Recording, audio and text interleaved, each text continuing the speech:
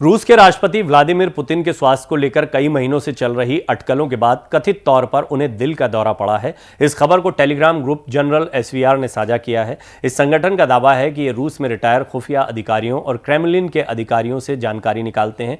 खबर के मुताबिक पुतिन को रविवार रात करीब 9:05 पर अपने बेडरूम के फर्श पर खाने पीने की चीजों के पास में गिरा हुआ पाया गया। जब उनके सुरक्षा कर्मियों ने शोर किया और राष्ट्रपति के फर्श से टकराने की आवाज सुनी तो वो कमरे में पहुंचे। रूसी राष्ट्रपति कैंसर समेत कई दूसरी बीमारियों से ग्रसित हैं। टेलीग्राम ग्रुप जनरल एसवीआर ने दावा किया है कि पुतिन की स्वास्थ्य को देखते हुए डॉक्टर्स ने कहा है कि वो सर्दियों के बाद जीवित नहीं रह पाएंगे।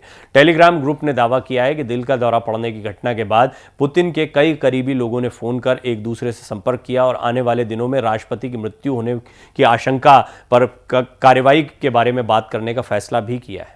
रूस के राष्ट्रपति व्लादिमीर पुतिन कई और बीमारियों के चलते भी परेशानियां झेलते रहे हैं। उनके बारे में कई खबरें आती रहीं, लेकिन इनकी पुष्टि नहीं हुई। जैसे कि डिमेंशिया के चलते ब्रेन डिसऑर्डर यानी दिमाग की बीमारी से भी वो जूझ रहे हैं।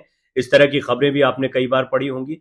वो पार्किंसंस यानी शरीर में कंपन होना या लड़खड़ाना और कैंसर से भी जूझते हुए दिखाई देते हैं। इसके लिए बाकायदा उनका लंबे समय से इलाज चल रहा है।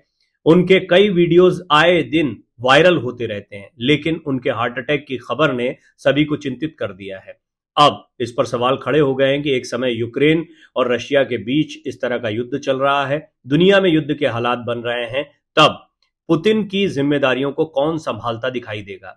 हाल में मीडिया रिपोर्ट्स में इस तरह का भी दावा किया गया था कि उन्हें कई और बीमारियां हैं। दरअसल ऑस्ट्रेलिया, कनाडा, न्यूजीलैंड, यूके और अमेरिका वाले खुफिया गठबंधन फाइव आइज के हवाले से ब्रिटिश मीडिया संस्थान डेली मेल ने इस संबंध में रिपोर्ट प्रकाशित की थी। इसके बाद से ही पुतिन की सेहत पर कई सवाल उठने लगे। फाइव आइज के खुफिया अधिकारियों ने कहा था कि यूक्रेन पर आक्रमण करने के पुतिन के फैसले के पीछे उनकी सेहत से जुड़े कारण सामने आए हैं। फाइव आइज के एक सीनियर खुफिया अधिकारी ने क्रेमलिन के सूत्रों का हवाला देते हुए इस बात को सही ठहराया था। इस तरह की कई बातें आती रहीं कि यूक्रेन पर हमला करना किसी जल्दबाजी का हिस्सा था। इस तरह की कई बातें सामने आई कि यूक्रेन पर हमला करना किसी जल्दबाजी की वजह से था, या सचमुच में व्लादिमीर पुतिन को इस बात का एहसास हो गया था कि वो गंभीर बीमारियों से जूझ रहे हैं और शायद बहुत लंबी पारी न खेल पाए। अधिकारियों ने क्रेमलिन में मेहमानों के साथ पुतिन की मुलाकात के फुटेज का भी जिक्र किया था कि रूसी राष्ट्रपति का बर्ताव बेहद अजीब दिखा। वो फूले हुए नजर आ रहे थे और मेहमानों के साथ उन्होंने हैरान करने वाली दूरी बना रखी थी।